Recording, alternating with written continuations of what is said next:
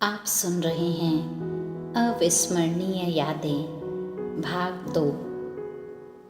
दादी निर्मल शांता जी दादी ब्रिज इंदिरा जी के बारे में बताते हुए, मेरे सबसे बड़े भाई किशन की शादी करने का संकल्प बाबा को जब आया तो बाबा ने घर में प्रथम बहू लाने के लिए ऊंचे से ऊंचा श्रेष्ठ संकल्प किया कि बहू ऐसी हो जो सुशील, सुंदर, सरल व सात्विक विचारों वाली, शाही यानी श्रेष्ठ नामी ग्रामी परिवार की हो। बाबा ने पहले से ही एक लड़की को देखा हुआ था। आर्थिक और सामाजिक दृष्टि से बाबा उस समय ऊंची स्थिति में थे। खूब मान सम्मान था। राजा महाराजाओं से संबंध भी बहुत ऊंचे थे। इन सब के कारण कोलकाता में जवाहरात के व्यापारी बाबा को खिदरपुर का नवाब कहते थे। अतः नवाब के घर में प्रथम बहू कैसी आनी चाहिए, वह भी शहजादी राजकुमारी जैसी हो। राधिका नाम की एक बच्ची थी जिसका अलौकिक नाम दादी ब्रिज इंदिरा पड़ा। वह बहू के रूप में हमारे घर में कैसे आई, उसकी भी एक कहानी है। बाबा संपन्न धनी परिवारों में से होने के कारण ब्रिज इंदिरा दादी के परिवार को जानते थे तथा उनका भी व्यापार ऐसा ही था। बचपन में ब्रिज इंदिरा दादी अर्थात राधिका एक मिठाई की दुकान से मिठाई खरीद रही थी। उनके सिर पर एक बहुत सुंदर टोपी थी। बाबा ने राधिका को परिवार के साथ देखा तो कुछ बोला नहीं, लेकिन संकल्प किया था कि यह बच्ची किशन के लिए बहू के रूप में लाएंगे। समय गुजरता गया। राधिका बड़ी हो गई। राधिका के बड़े भाई को बाबा ने कहा कि मुझे अपने घर में किशन के लिए राधिका बहू के रूप में चाहिए। यह सुनकर राधिका के भाई ने 3 शर्तें बाबा के सामने रखी और कहा, इन्हें पूरा करने पर ही हम अपनी बहन आपको दे सकेंगे। तो 3 शर्तें वो थी। पहली, इनके पांव गलीचों पर ही पड़ेंगे। दूसरी, वह कभी भी अपने हाथ से खाना नहीं बनाएगी। और तीसरी, उनके आने जाने के लिए गाड़ी का प्रबंध होगा। बाबा ने इन तीनों शर्तों को ऐसे स्वीकार किया मानो कोई बड़ी बात ही नहीं। और ये सब सुविधाएं उस समय घर में मौजूद थी ही। उस समय हम कोलकाता में रहते थे। राधिका हैदराबाद में थी। उसके लौकिक भाई देखने व जानने के लिए कोलकाता हमारे घर पर आए। घर में उस समय भी गाड़ी, नौकर नौकरानियां थी। हम सब भी कारपेट पर ही चला करते थे। अचानक आने पर सब कुछ स्वयं ही देखा तथा बाबा ने उसे घर का सारा खजाना खोल कर भी दिखा दिया। एक अलमारी में अनेक प्रकार के एक से एक कीमती हीरे, रत्न, माणिक्य, मोती आदि थे। फिर बाबा ने कई अलमारियां खोलकर दिखाई जिनमें एक से एक सुंदर डिजाइन के सोने के जेवर थे, जिनमें हीरों आदि के भी हार थे। उनको देखकर उसका भाई तो आश्चर्यचकित हो गया। बाबा ने चांदी के अनेक प्रकार के बर्तन और श्रृंगार के सामानों से भरी और भी कई अलमारियां दिखाई। कहा जाता है ना, समझदार को इशारा ही काफी होता है। राधिका का भाई यह तो सोच भी नहीं सकता था कि बाबा के पास इतनी धन संपत्ति है। घर में बहू को लाना था तो उनकी शर्तों को पूरा कर बाबा ने युक्ति से बाजी जीत ली। राधिका का भाई खुशी से आंखों देखा हाल और सारा समाचार परिवार वालों को बताकर संतुष्ट हुआ तथा एक दिन राधिका, जिसे बचपन में बाबा ने देखा था, बहू के रूप में घर में आ ही गई। यह बाबा की दृढ़ संकल्प शक्ति की कमाल थी। ऐसी बहुरानी के घर में आने पर परिवार की खुशी में चार चांद लग गए। वह बहू के साथ साथ बेटी का भी पार्ट निभाती थी।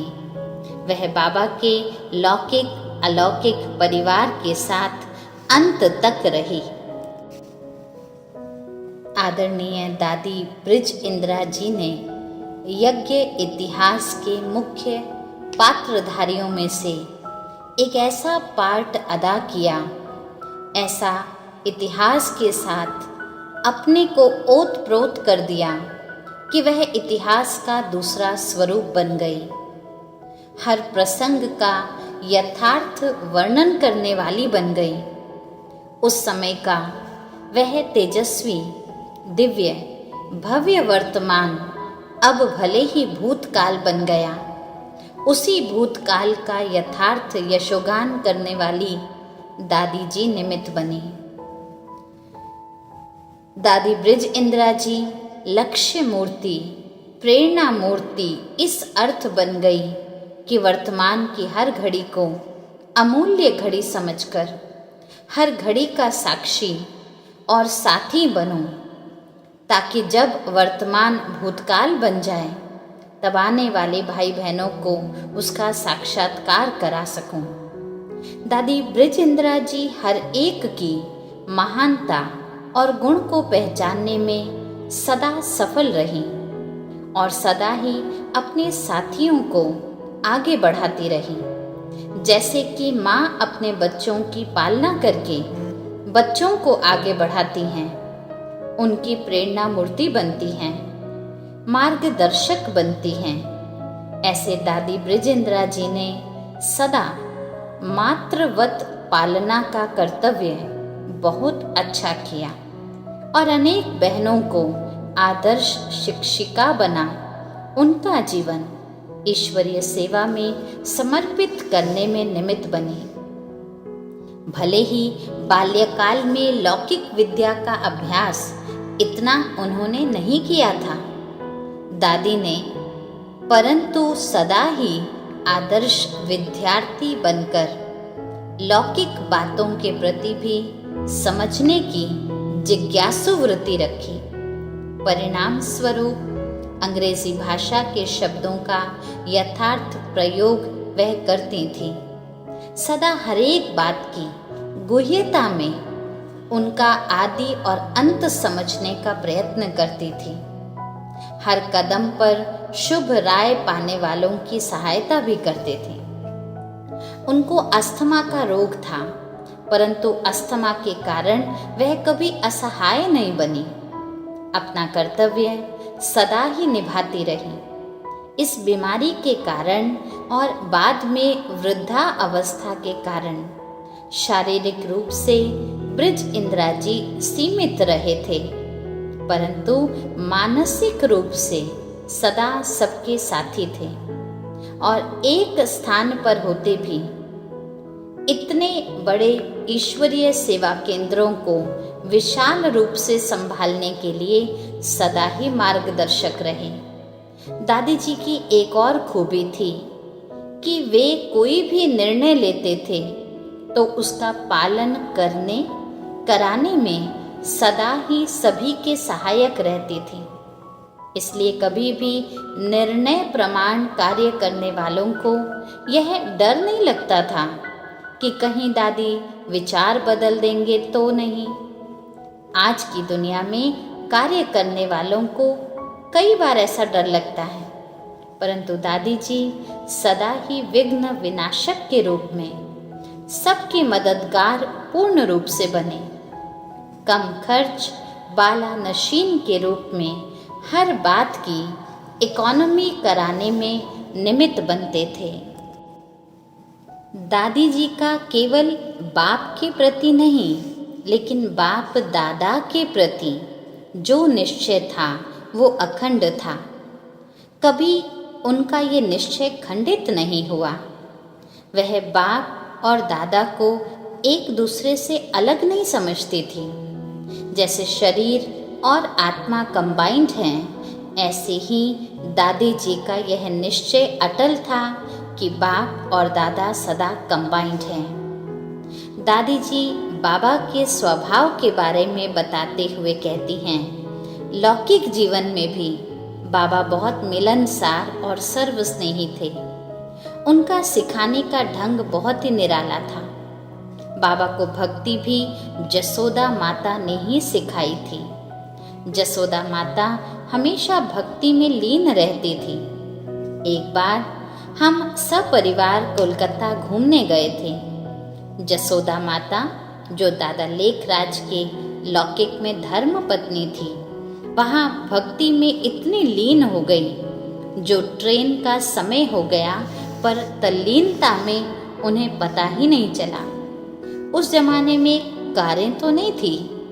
फिर बाबा ने घोड़ा गाड़ी मंगवाई और सारा परिवार सामान सहित स्टेशन पहुंचा। देखा सामने से ट्रेन जा रही थी। बाबा को मालूम था कि ट्रेन का समय हो चुका है, ट्रेन चली गई होगी, परंतु यह मालूम होते भी सिखाने के लिए ही बाबा लेकर गए और स्टेशन पर पहुंचने तक भी कुछ नहीं बोला। जसोदा माता ने कहा, अरे ट्रेन सामने से जा रही है। बाबा सिर्फ मुस्कुराए, बोले कुछ नहीं। कैसे समय का पाबंद रखना होता है, यह सिखाने के लिए बाबा ने ये सब कुछ किया था। फिर सामान सहित सब स्टेशन से वापस आए। टिकट भी व्यर्थ गई। आगे की यात्रा अगले दिन ही संभव हो पाई। फिर भी बाबा का स्वभाव इतना शांत था कि मुख से कुछ भी बोले नहीं। देखा सब साक्षी होकर के। प्रथम नंबर की आत्मा के अंतिम जन्म तक भी रॉयल्टी के ये संस्कार गए नहीं थे। तो आज के एपिसोड में फिलहाल इतना ही। आगे क्या हुआ सुनेंगे अगले एपिसोड में। ओम शांति।